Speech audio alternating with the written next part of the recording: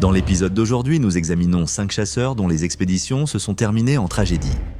D'un biologiste marin qui a plongé seul dans des eaux infestées de requins à un chasseur d'alligators expérimenté qui a commis une erreur fatale dans les marais de Louisiane. Mais, d'abord, nous commençons en Alaska, où 2 chasseurs à l'arc ont ignoré les avertissements de leur guide et ont payé le prix ultime.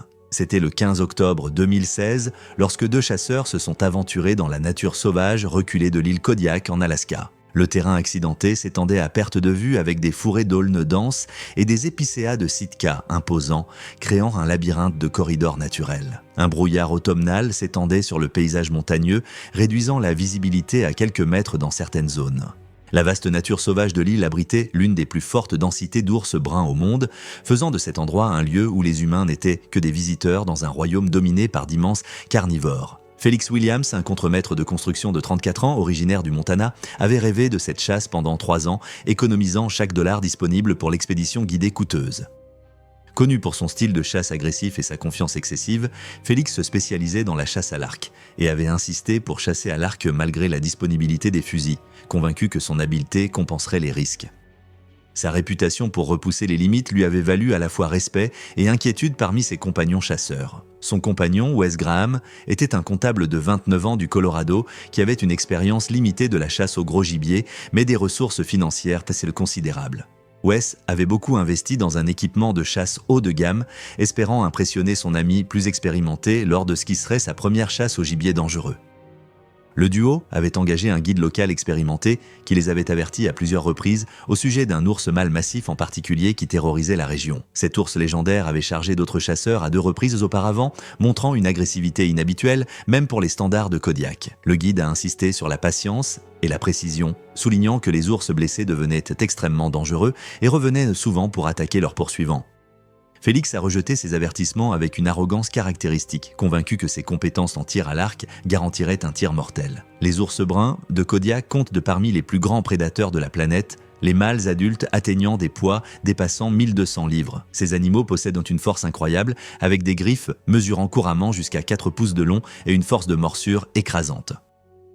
Les ours Kodiak peuvent sprinter à 56 km/h à travers une végétation dense et possèdent un sens de l'odorat aigu qui peut détecter des odeurs à des kilomètres. Leur peau épaisse et leur masse musculaire dense les rendent incroyablement difficiles à tuer, nécessitant un placement précis des tirs sur les organes vitaux. Lorsqu'ils sont blessés, ils deviennent particulièrement agressifs, revenant souvent pour tendre une embuscade à leurs attaquants plutôt que de fuir. L'erreur fatale s'est produite lorsque Félix a aperçu l'ours massif à 60 yards à travers une clairière et a tiré précipitamment sans préparation adéquate. Sa flèche à large pointe a frappé l'omoplate de l'ours au lieu de pénétrer la cavité vitale derrière la patte avant. L'animal blessé a poussé un rugissement tonitruant qui a résonné à travers la vallée avant de se précipiter à travers les broussailles, laissant une traînée de sang clair sur les feuilles tombées et les branches cassées.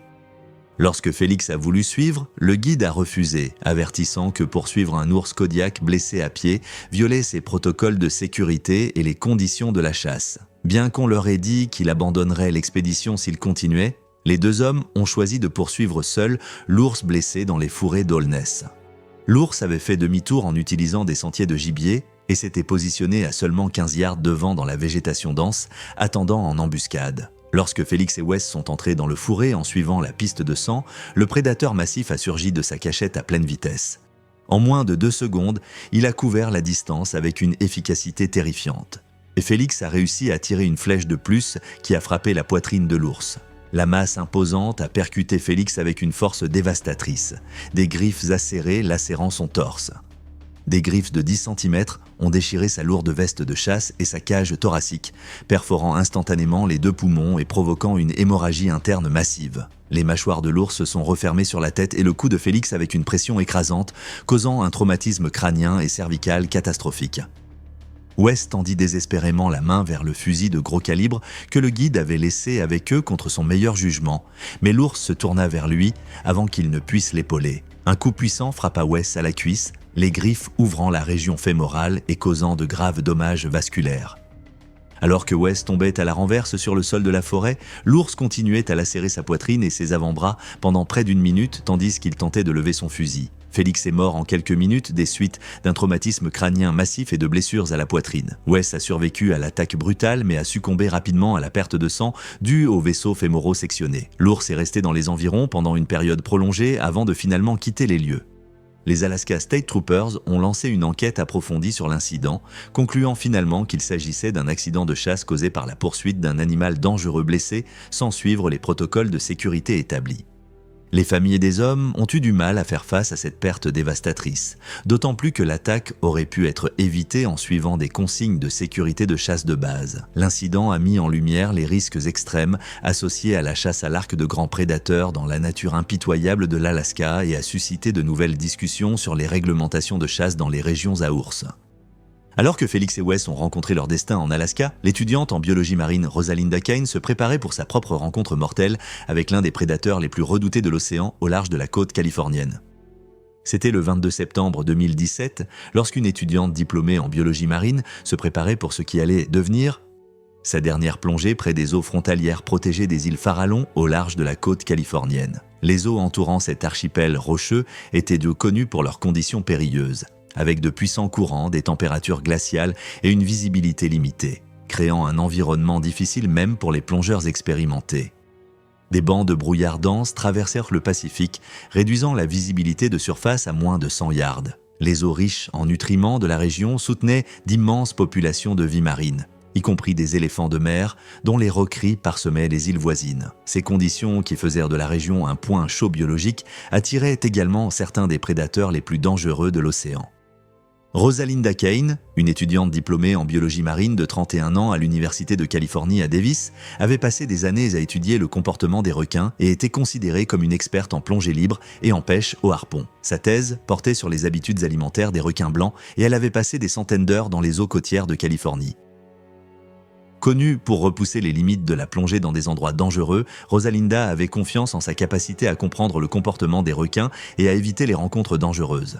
Son directeur de thèse l'avait averti à plusieurs reprises de ne pas plonger seul, surtout pendant la saison de pointe des grands requins blancs. Mais les délais de recherche et le financement limité l'avaient obligé à travailler seul. Ce matin-là, Rosalinda a effectué une plongée en solo, non autorisée en dehors de sa période de recherche approuvée, une décision qu'elle savait violer à la fois les protocoles de sécurité de l'université et les restrictions d'accès local. Elle est entrée dans les eaux près de la zone restreinte des îles Farallon, ciblant les populations de morulingues à des profondeurs d'environ 60 pieds. Les capitaines de bateaux de location locaux avaient signalé une activité accrue de requins blancs ces dernières semaines, avec de multiples observations près des colonies de phoques voisines. Le moment coïncidait avec la saison de nourrissage maximale, lorsque les requins blancs adultes se rassemblaient dans la région pour chasser les mammifères marins. Malgré ces avertissements croissants, Rosalinda a poursuivi la plongée, poussée par la pression croissante de terminer sa recherche.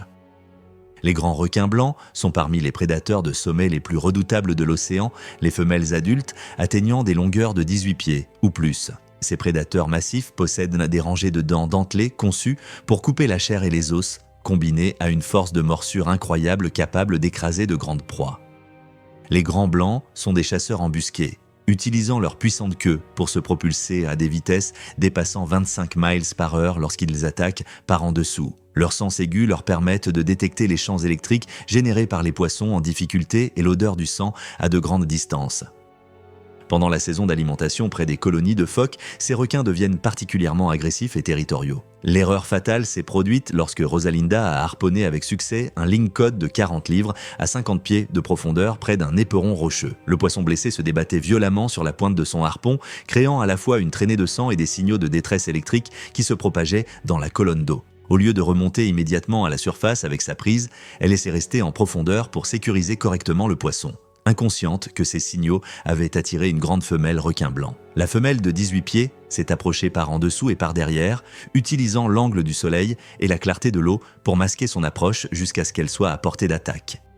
Rosalinda a repéré la silhouette massive du requin lorsqu'il était à environ 20 pieds et montait rapidement. Elle tenta une remontée d'urgence, lâchant son harpon et nageant vers la surface, mais le requin accéléra pour intercepter sa route d'évasion. Les mâchoires du requin s'ouvrirent à leur pleine largeur de 4 pieds, révélant plusieurs rangées de dents triangulaires et dentelées alors qu'il frappait la jambe gauche et la région de la hanche de Rosalinda. La morsure initiale a exercé une force écrasante qui a immédiatement sectionné l'artère fémorale et brisé son os de la hanche. Les dents du requin ont déchiré sa combinaison de plongée et profondément dans le muscle et l'os. L'attaque a duré environ 8 secondes avant que le requin ne relâche sa prise. Rosalinda a été tirée vers le bas sur près de 15 pieds lors de l'attaque initiale, avec une perte de sang massive commençant immédiatement à partir de l'artère sectionnée. Après l'avoir relâché, le requin est revenu plus lentement, montrant un comportement d'investigation plutôt qu'une attaque immédiate. Quelques instants plus tard, il a effectué une deuxième attaque bien moins contrôlée qui a frappé son torse au lieu de relâcher. Ses mâchoires pénétrant dans sa cavité thoracique et perforant des organes vitaux, y compris son poumon et son cœur. Le traumatisme catastrophique a créé une traînée de sang encore plus grande dans l'eau, intensifiant davantage le comportement prédateur du requin. La combinaison de la perte de sang catastrophique, des dommages aux organes et de l'inhalation d'eau a conduit à une incapacité rapide. Rosalinda a perdu connaissance dans les 90 secondes suivant l'attaque initiale. La mort est survenue par exsanguination et noyade à une profondeur de 45 pieds, son corps coulant vers le fond rocheux où il est resté jusqu'à ce que les équipes de récupération la localisent plusieurs heures plus tard. La garde côtière a découvert ses restes 6 heures après qu'elle n'est pas revenue à terre, avec son bateau de plongée trouvé ancré et vide. La récupération a révélé des dommages importants causés par le requin, avec sa jambe gauche sectionnée sous le genou et un traumatisme massif au torse. L'incident a entraîné des enquêtes par les responsables universitaires et les autorités de sécurité maritime, qui ont critiqué la décision de plonger seul dans un habitat connu de requins pendant la haute saison. La famille de Rosalinda a eu du mal à comprendre comment une chercheuse expérimentée avait pu commettre une erreur de jugement aussi fatale. L'incident a conduit à des protocoles de sécurité plus stricts pour la recherche des étudiants diplômés. Alors que Rosalinda Kane a rencontré son destin dans les eaux infestées de requins de Californie, l'infirmière et mère Imogen Scott se préparait pour ce qui aurait dû être un paisible voyage de camping en famille dans le parc national de Glacier, dans le Montana, qui allait plutôt devenir une rencontre mortelle avec le prédateur le plus dangereux d'Amérique du Nord.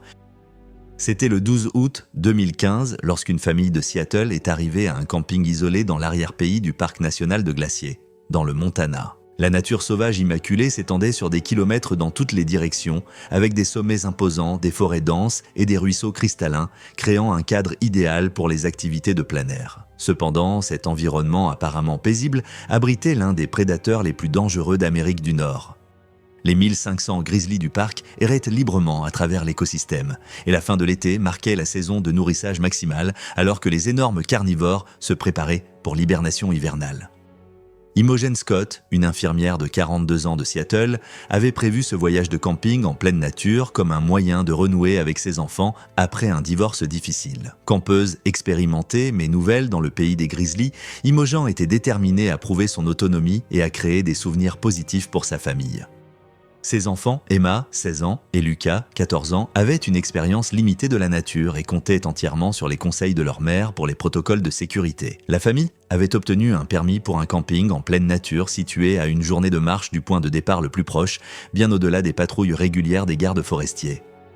Les gardes forestiers avaient affiché des informations détaillées sur la sécurité face aux ours au point de départ des sentiers en insistant sur le stockage approprié des aliments et la gestion du campement. Des panneaux d'avertissement détaillaient les conséquences d'attirer des ours dans les campings, notant que les ours habitués à la nourriture devenaient souvent agressifs et dangereux. Malgré ces informations, la famille Scott n'a pas suivi les protocoles de sécurité essentiels contre les ours. Ils ont laissé leur glacière non sécurisée à l'extérieur de leur tente pendant la nuit et ont stocké des articles de toilette parfumés à l'intérieur de leur espace de couchage de violation des règlements du parc. Les grizzlies sont parmi les prédateurs les plus redoutables d'Amérique du Nord, avec des mâles adultes pesant jusqu'à 800 livres et possédant une force et une vitesse incroyables. Ces énormes omnivores peuvent sprinter à 56 km/h et ont un sens de l'odorat aigu qui peut détecter les odeurs de nourriture à des kilomètres. Pendant la fin de l'été, les grizzlies entrent en hyperphagie, consommant jusqu'à 25 000 calories par jour pour constituer des réserves de graisse pour l'hiver. Cela les rend extrêmement agressifs lorsqu'ils défendent leur source de nourriture et ils attaqueront tout ce qui est perçu comme une concurrence ou une menace pour leur repas.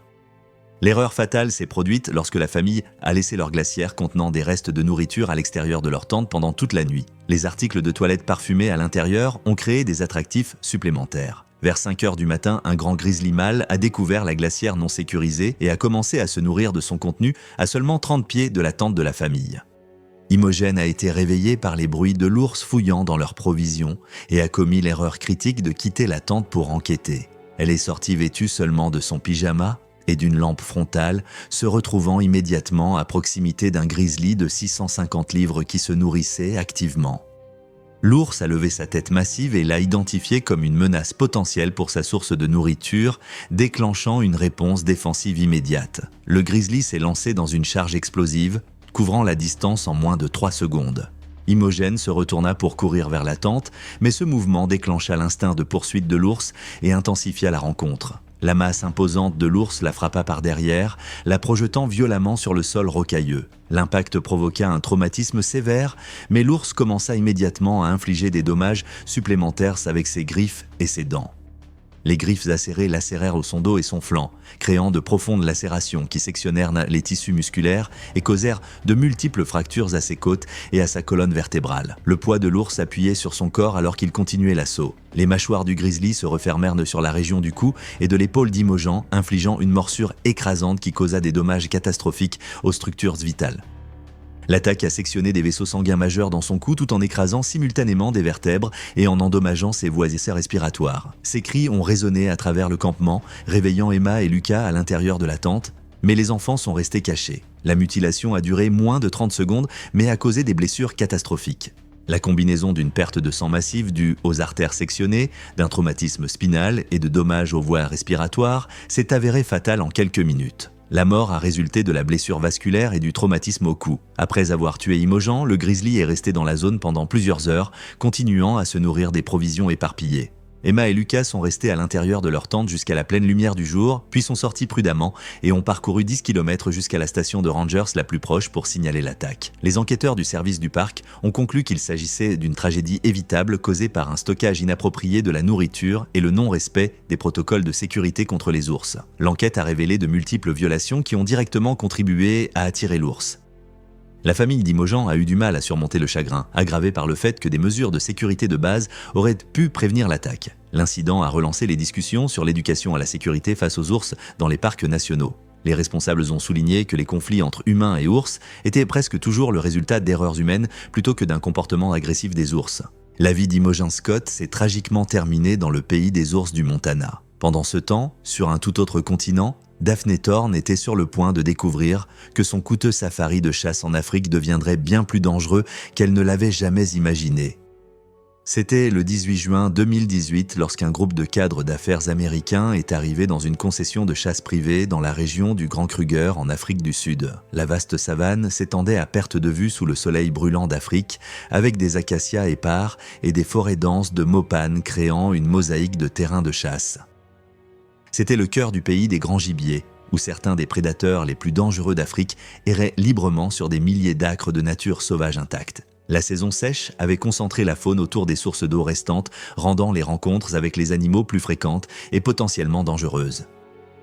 Daphne Thorne, une banquière d'investissement de 38 ans de New York, avait organisé cette coûteuse expédition de chasse comme une retraite d'entreprise destinée à impressionner ses associés d'affaires. Malgré sa richesse et sa confiance, Daphne avait une expérience limitée de la chasse au gros gibier, ayant auparavant chassé uniquement le cerf de Virginie et le petit gibier. Elle avait spécifiquement demandé une chasse au lion pour sa salle de trophées, la considérant comme le symbole ultime de la réussite. Ces deux partenaires commerciaux avaient également une expérience limitée des grands gibiers dangereux, mais des ressources financières considérables. Le groupe avait engagé un chasseur professionnel avec des décennies d'expérience dans la chasse aux grands gibiers africains. Lors de leur briefing initial, il les a longuement avertis des dynamiques des fiertés de lion et des dangers extrêmes de suivre des félins blessés dans des broussailles épaisses. Il a souligné l'importance de la précision du tir et du maintien de la formation adéquate lors des situations de pistage. Le chasseur professionnel avait également mentionné un comportement inhabituel des lions dans la région. Les lions africains sont parmi les prédateurs de sommet les plus redoutables du continent, avec des femelles adultes pesant jusqu'à 280 livres et possédant une vitesse, une force et une intelligence de chasse incroyables. Ces félins sociaux chassent en groupe coordonné en utilisant des tactiques d'embuscade sophistiquées évoluées sur des millions d'années. Les lions peuvent sprinter à des vitesses dépassant 56 km/h et possèdent des griffes acérées capables d'infliger des blessures dévastatrices. Leur mâchoire puissante exerce une force de morsure écrasante qui peut sectionner les artères principales. Lorsqu'ils sont blessés, les lions deviennent extrêmement agressifs et coordonnent des attaques en utilisant des stratégies de chasse en groupe. L'erreur fatale s'est produite le 3e jour lorsque Daphné a aperçu ce qui semblait être un grand lion mâle à travers un épais buisson de mopane à environ 80 yards. Désireuse de sécuriser son trophée, elle a tiré précipitamment sans identifier correctement sa cible. Sa balle a touché une lionne au lieu du mâle visé, blessant mais ne tuant pas l'animal. La lionne blessée a immédiatement disparu dans le bois épais. Contre l'avis explicite du chasseur professionnel d'attendre, Daphné a insisté pour suivre immédiatement la piste de sang. Le groupe est entré dans le bois dense de mopane sans maintenir une formation adéquate.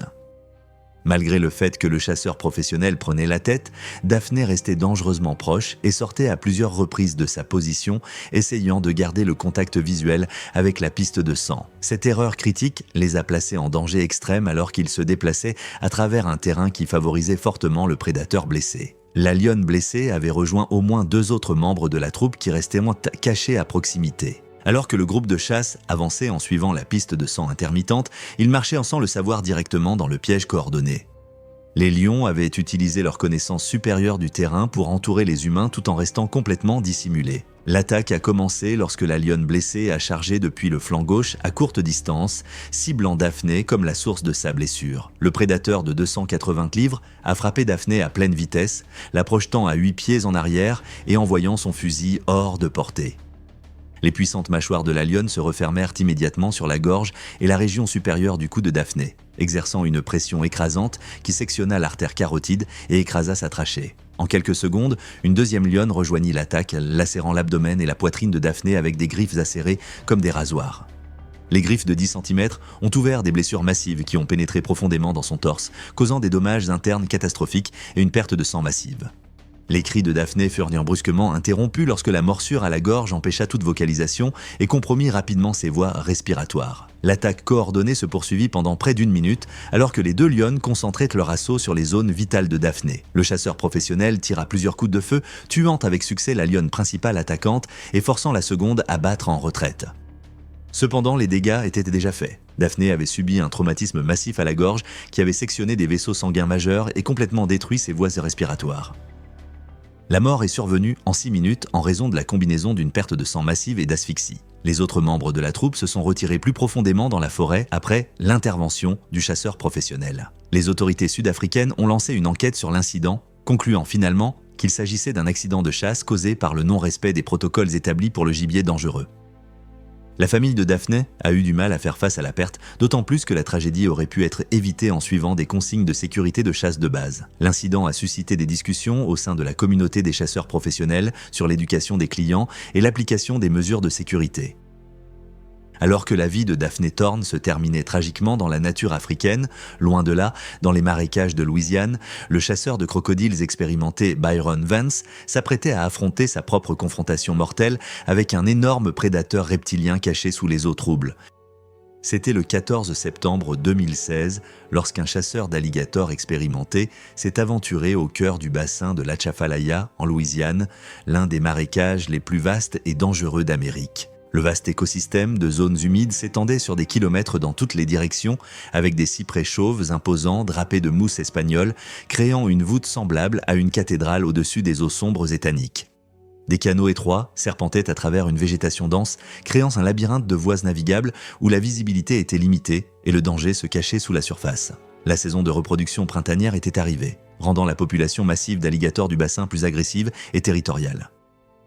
Byron Vance, un ouvrier de plateforme pétrolière de 35 ans originaire de Louisiane, représentait la 3e génération de sa famille à chasser les alligators dans ces eaux dangereuses. Avec 15 ans d'expérience à naviguer dans les dangers cachés du marais, Byron était connu pour sa volonté de poursuivre des alligators de taille trophée que d'autres chasseurs évitaient. Sa réputation de prendre des risques dangereux lui avait valu à la fois respect et inquiétude parmi ses collègues chasseurs. Byron préférait chasser seul pour maximiser les profits des peaux précieuses.